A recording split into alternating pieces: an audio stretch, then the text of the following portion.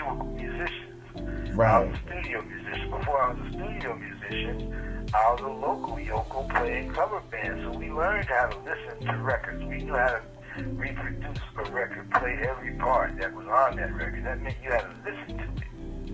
You had to know what other bands would play. So at that time, and the kids were even then sampling older records. We would take that stuff and improvise on it a little bit, change a little bit, and there you go.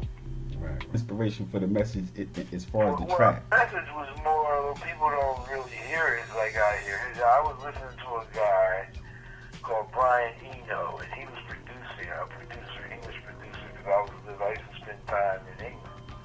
And I was also listening, he did a record called My Life in the Bush and Ghosts.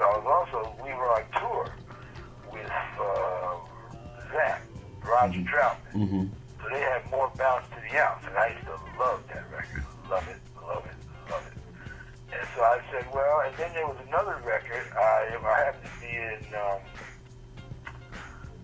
down in the islands in St. Thomas, and what's the name of it was down there? You're the guy from Talking Heads, Tina Weymouth, and the guy from Talking Heads. They had a record called Genius of Love that knocked me out. Tom Club, yeah. It was those three records: My Life in the Bush of Ghosts, Genius of Love, and Roger Troutman, or Bounce to the Ounce was where the music for the message came from. But then it was also My Crazy Shit put in. Anytime you do something, you're influenced by whatever you're listening to at that time, or whatever music you might be playing at that time. So I didn't say, oh, I'm going to do this like that, or I'm going to do that like that. It's just that that's what I was listening to. And most times when you're creating stuff, in fact, if I want to do something completely new, I'll stop listening to shit. Just so I won't be influenced by what I'm listening to. Right. But that's, that's